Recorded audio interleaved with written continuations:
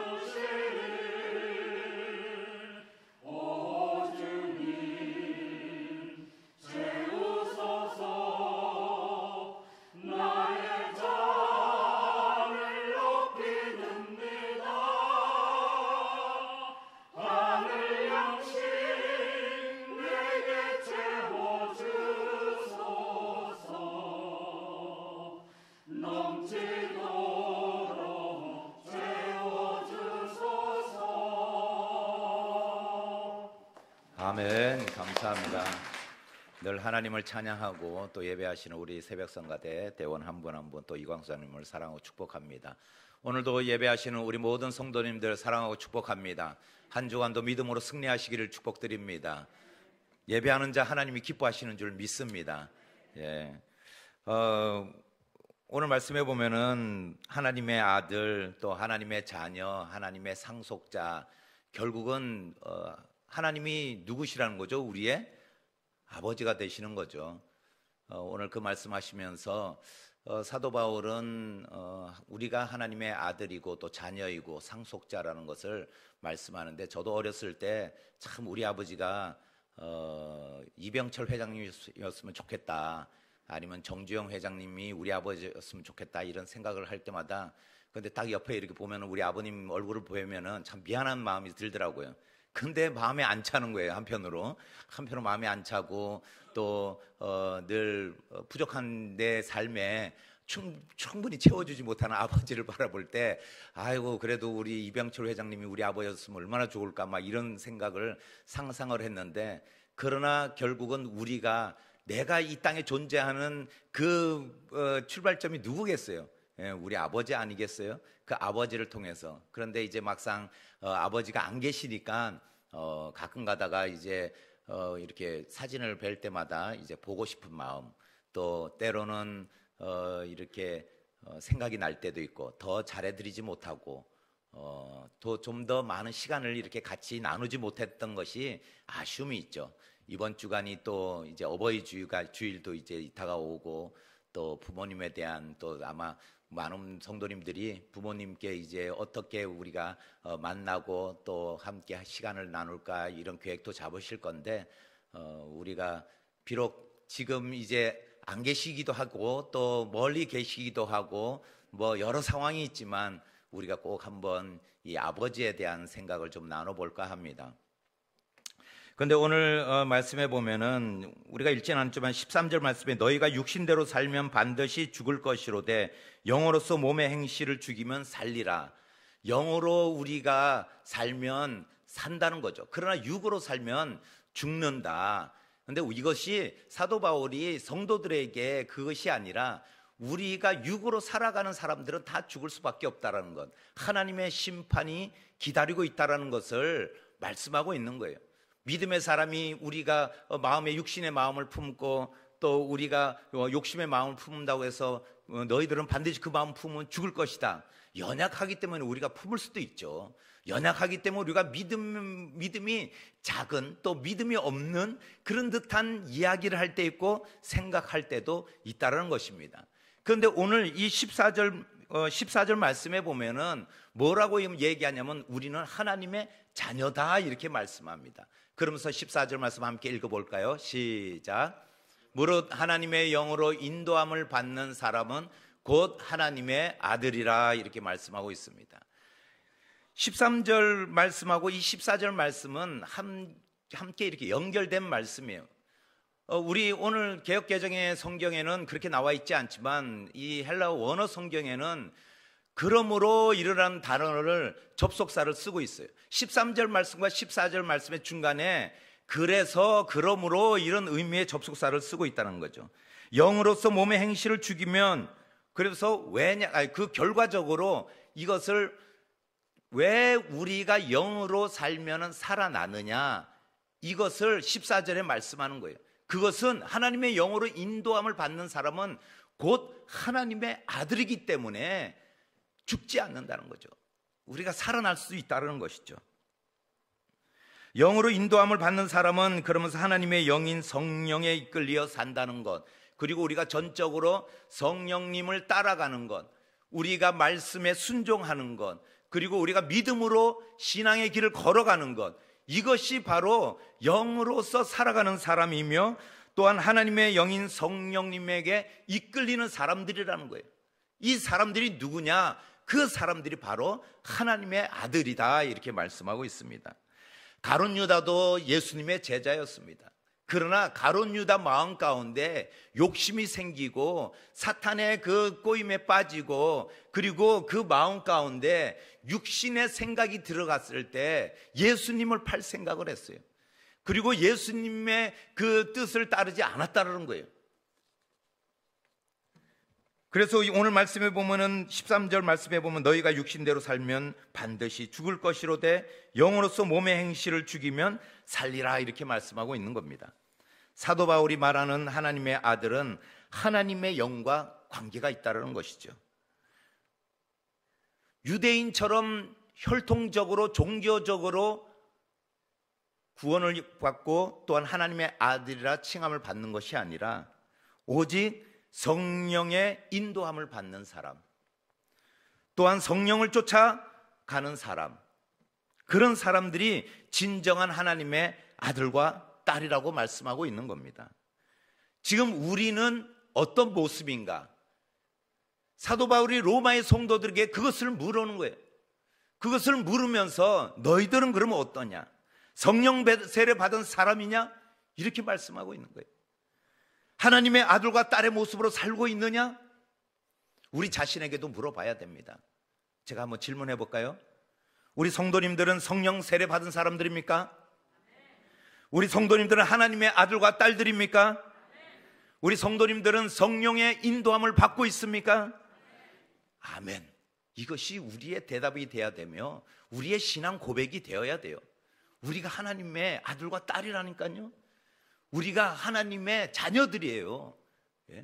그래서 그 아버지의 DNA를 받고 그 아버지의 이 모습을 닮아가는 것은 기정사실이라는 거예요. 우리가 닮지 않으려도 어쩔 수가 없어요. 우리는 하나님의 자녀들이기 때문에 그렇게 살아갈 수밖에 없고, 우리는 성령님의 따르는 삶을 살아가는 것이 우리의 본분이에요. 본분. 예배하는 것, 이 시간에 왜 나와서 예배하는가? 이 시간에 한 시간이라도 더 우리가 푹 자면 좋을 텐데 왜 예배하는가? 이것이 하나님의 자녀들이기 때문에, 하나님의 아들과 딸들이기 때문에 예배하는 것이 당연하다는 것이에요. 그렇기 때문에 정녕 그러한 성도들이 축복이라는 겁니다. 이병철 자녀 안 된 것이 우리가 그것이 아쉬운 것이 아니라, 하나님의 자녀가 안 되는 것이 얼마나 크나큰 그것이 악몽이고, 그것이 우리에게 얼마나 위험한 일이었는가. 하나님께서 나를 선택하셨다는 것, 하나님께서 나를 자녀 삼아 주셨다는 것이 얼마나 이것이 큰 축복이고 얼마나 큰 다행인지 몰라요.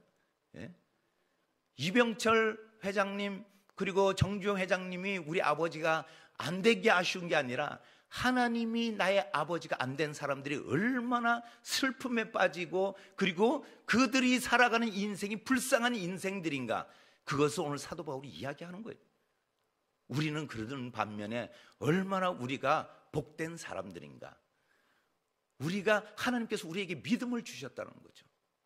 그리고 하나님이 우리를 자녀 삼아 주셨다는 것이 얼마나 큰 축복인가, 그것을 오늘 말씀하고 있습니다. 그렇기 때문에 오늘도 하나님의 아들과 딸들로 살아가실 때 우리가 당당하게 이 어두운 세상의 빛으로, 소금으로, 그리고 또한 세상에 나아갈 때 우리가 그냥 잠시 우리가 가진 것이 좀 부족하고 좀 몸이 허약하더라도 그래도 하나님이 나의 아버지라는 사실을 우리가 꼭 기억하시는 우리 모든 성도님 되시기를 축복드립니다. 두 번째는 하나님의 양자로 삼아주셨다는 거예요. 15절 말씀, 너희는 다시 무소하는 종의 영을 받지 아니하고 양자의 영을 받았으므로 우리가 아빠 아버지라고 부르짖느니라.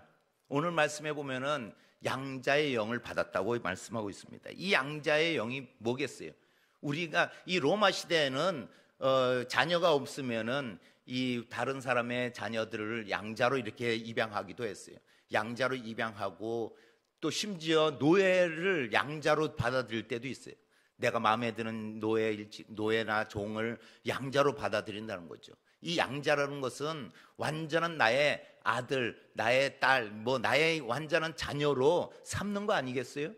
양자기 때문에 홍길동은 아버지를 아버지라 부를 수 없고 형이라 부를 수 없다고 막 이렇게 한탄했지만, 그러나 이 양자라는 의미는 그 호적에 올린다는 것은 뭐겠어요? 완전한 나의 자녀가 되었다라는 그런 의미 아니겠어요? 여기서 종의 영이라는 것은, 영이라고 이야기하는 것은 푸뉴마라는 단어를 쓰는데, 이 영은 우리의 생각과 인간의 본성, 그리고 우리의 기질, 또 우리의 인간성, 이걸 전체적으로 이야기하고 있는데, 종의 영은 인간의 죄와 공포의 그 어둠의 세력 아래 복종하고 있는 상황, 이것이 바로 종의 영이라는 거죠.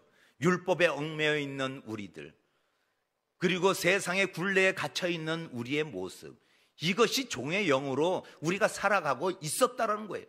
누구나 다 아담의 원죄로 인해서 우리는 그런 종의 영에 우리는 사로잡혀 살아갈 수밖에 없는 사람들인데, 하나님께서 양자의 영을 주셔서 우리가 그 양자의 영으로 하나님의 자녀가 되고 또한 하나님의 양자가 되었을 때 우리는 자유함을 얻고 구원함을 받았다는 사실을 우리에게 이야기하고 있습니다. 성령의 인도함을 받는 사람, 그 사람들이 누구냐? 그리고 이 양자가, 그러면은 이 양자의 의미가 무엇이냐? 주석가 바클레이는 이렇게 이야기하고 있더라고요. 피입양자는 그의 옛 가족과 관련된 모든 권리를 상실하고 새 가족의 완전한 합법적인 아들로서 모든 권리를 얻는 것이다. 그리고 두 번째, 새 아버지의 유산 상속을 받을 수 있는 것이다. 세 번째, 법률사고로 입양된 사람의 모든 옛 생활은 완전히 청산되었다는 거예요. 우리의 옛날의 죄로 인해서 죽을 수밖에 없었던 것이 완전히 청산되었다는 것이죠. 마지막으로 뭐냐면 법적으로 입양된 사람은 절대적으로 새 아버지의 아들이 되었다라는 것이에요.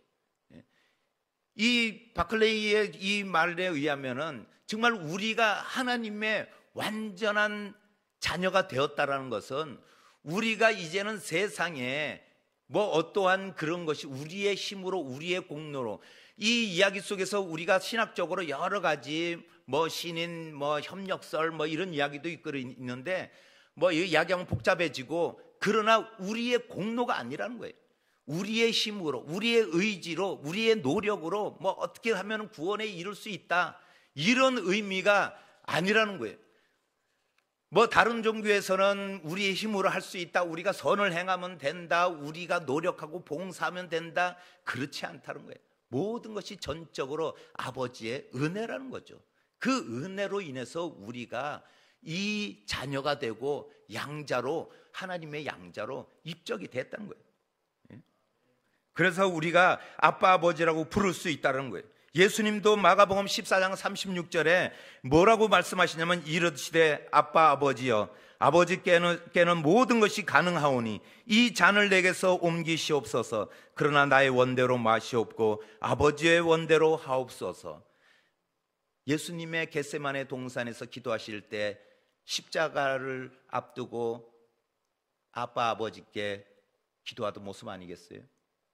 그때 아빠 아버지라고 써요. 이 아빠라는 말은 이 아람어로 이거를 아버지라는 의미가 있는데, 그것을 바로 그냥 의역을 한 거예요. 그래서 반복하는 거죠. 아버지 아버지 이 단어인데 아람어에 아빠를 쓰고 그 다음 아버지라는 단어를 쓰고 중복 이렇게 반복해서 쓰면서 호소하는 거죠. 그런데 분명히 아빠 아버지라고 부르는 것은 누구였냐면 예수 그리스도께서 그렇게 부르셨다는 거예요. 성부 하나님을.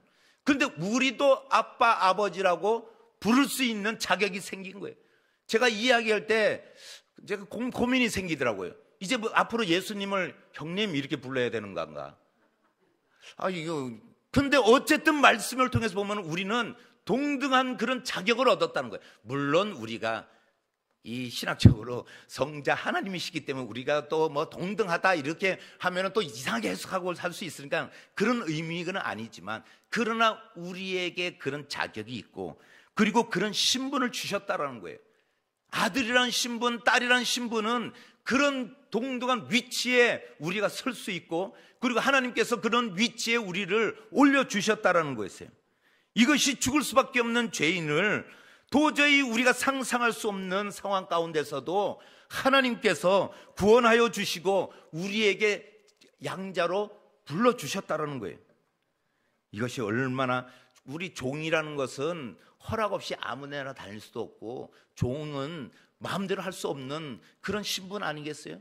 그런데 제가 곰곰이 생각하면서 우리가 예배 가운데 나오는 것이 곤욕이고 어떤 때는 피곤하고 힘든 상황인데 자격 없으면 못 나온다는 거예요. 아무나 나오는 거 아니에요. 아무나 하나님이 예배를 받으시는 게 아니에요. 보통 사람들은 그래요. 아니 내가 어떤 상황 가운데 하나님 나 살려주세요 하면 살려주시겠지. 그런 의미가 아니라는 거예요. 자격 없으면은 하나님께서 자녀의 자격이 없는데 왜 그 자녀를 내가 아들이라 딸이라 부르겠냐는 거예요. 그렇지 않다는 거예요. 우리가 하나님 앞에 나올 수 있는 것은, 범사에 우리가 담대함으로 나아갈 수 있는 것은 자격이 있다는 거예요. 하나님께서 그 자격을 부여하셨다는 거죠. 그럴 때 아빠 아버지, 하나님 아버지, 나의 주님 이렇게 부를 수 있는 거예요. 그 이름으로 부르며 우리가 예수 그리스도의 이름으로 기도할 때 하나님은 그 기도를 들으시고 하나님은 그 간구를 들으시고 하나님은 그 가운데 역사하시는 줄 믿습니다. 아무에게나 아니라는 거예요. 그래서 오늘 내가 아빠 아버지라고 부를 수 있는 권한을 주신 것은 우리를 양자 삼아 주셨기 때문에 그 하나님의 풍성함에 우리가 마음껏 누리고, 그리고 우리가 영생함을 누릴 수 있는 자격이 있고, 또한 그 자격으로 인해서 우리가 복된 사람이라는 것을 말씀하고 있는 것입니다. 풍성함을 마음껏 누리시는 우리 성도님 되시기를 축복드립니다. 마지막으로 하나님의 상속자라는 겁니다. 우리는 하나님의 상속자라는 것이죠. 17절 말씀 한번 읽어볼까요? 시작.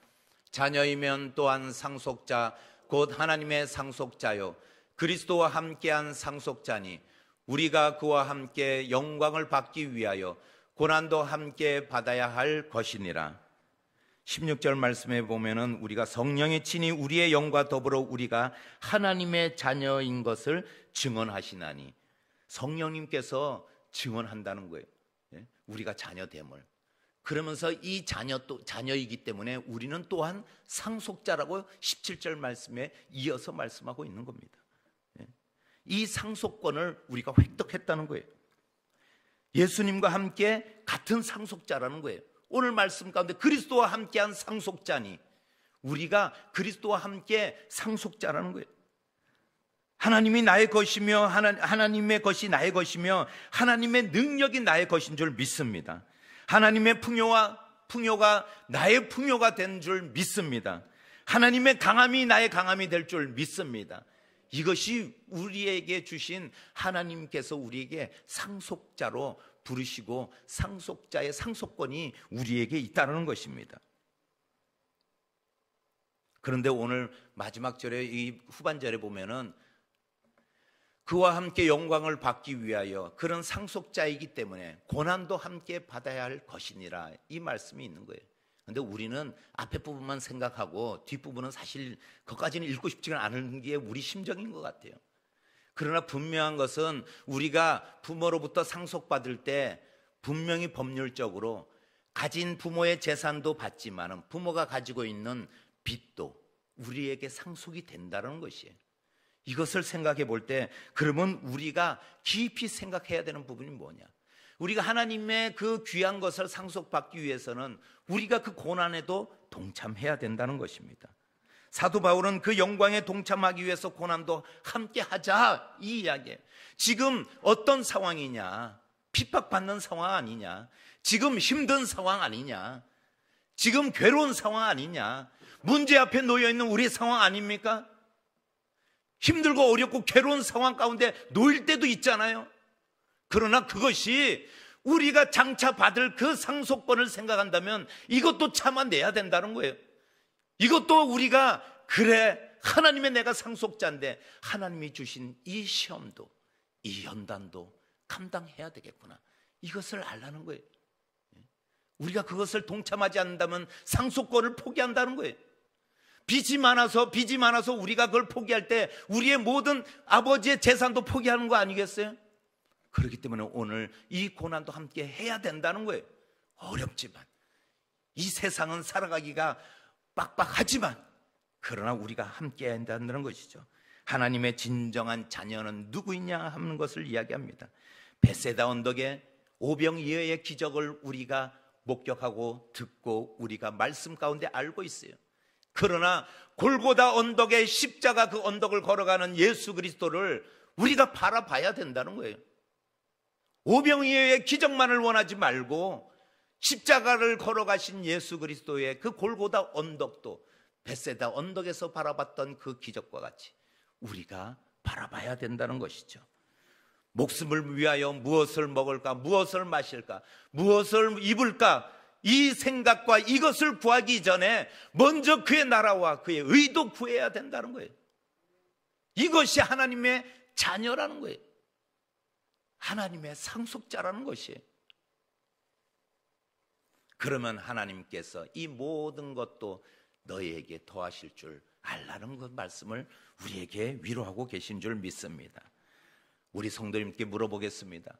우리 성도님들 하나님의 자녀입니까? 아멘이 좀 약하신 것 같은데, 우리 성도님들은 하나님의 양자입니까? 우리 성도님들은 하나님의 상속자입니까? 그러면 우리가 다시 눈을 한번 감고 생각해 보자고요. 눈을 감아 보세요. 새 눈 뜨지 마시고 생각해 보자고요. 우리 어머니 한번 생각해 보자고요. 우리 어머님이 나를 키우시려고 그 겨울에 빨래를 하시며 그 겨울에 나무를 떼서 밥을 해서 우리에게 먹이시고 입히시고 우리를 돌보신 어머니의 거칠어진 그 손을 한번 생각해 보세요. 어버이 주일이 다가오는데 내가 어머니에게 어떻게 하면 마음 편하게 해드릴까? 내가 어머님 사랑합니다 한번 전화도 한번 드려야 되겠다. 이런 다짐을 해야 됩니다. 어머님이 나를 위해서 헌신했던 그 진자리 마른 자리 누이시며 열이 날 때 안고 뛰어서 병원에 달려가시고, 그리고 체했을 때 그 어머님이 내 손가락 따주시며 배를 문지르시며 찬양했던 그 모습들. 그러나 그 어머니의 거칠어진 손도 생각하지만 예수님 십자가의 손도 생각해 보자고요. 그 못이 손바닥을 뚫을 때 뼈가 으스러지며 피가 났고 쓰리고 아픈 그 손바닥, 그 주님의 손도 우리가 바라봐야 되는 줄 믿습니다. 거친 세상에서 실패하거든 그 손 못자국 만져라. 고된 일 하다가 힘을 얻으리 그 손 못자국 만져라. 그 손 못자국 만져라. 그 손 못자국 만져라. 우리가 주님의 손을 만질 때 주님이 왜 그 고난 당하셨는가? 부활의 기쁨도 있지만 예수님의 고난도 동참하며 오늘 우리에게 닥쳐 있고 우리 앞에 놓여 있는 이 어려움도 주님이 허락하셨다라면 우리가 감당해야 될 줄 믿습니다. 또한 저도 우리의 아버지가 돌아가셨을 때 그 다리가 퉁퉁 부어 있는 모습, 복수가 차올라올 때 제가 할 수 있는 이야기가 없더라고요. 할 수 있는 것은 아버지의 손을 붙들고 아버지, 아버지,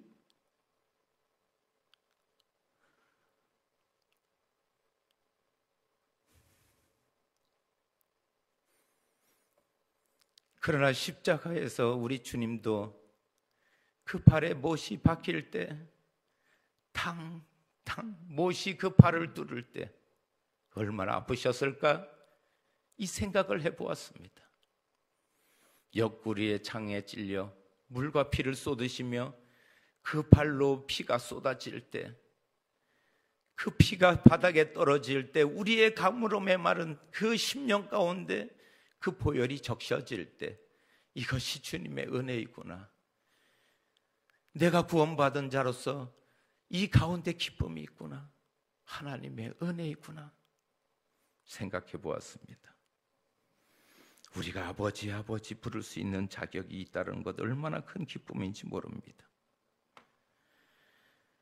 아버지의 퉁퉁 부은 발과 그 손을 붙들며 임종을 지킬 때 아버지, 아버지 불렀던 우리의 심정으로 아무리 힘들고 어려워도 우리가 하나님 앞에 나와 하나님 아버지, 하나님 아버지 이렇게 부르며 주님을 찾을 때 분명히 주님은 우리에게 사랑으로 다가오실 줄 믿습니다. 하나님은 우리의 아픔과 어려움도 감당할 수 있는 시험만을 허락하시고 우리를 위하여 예수 그리스도를 주셨다는 사실을 꼭 기억하시는 우리 모든 성도님 되시기를 간절히 소망합니다. 기도하시겠습니다.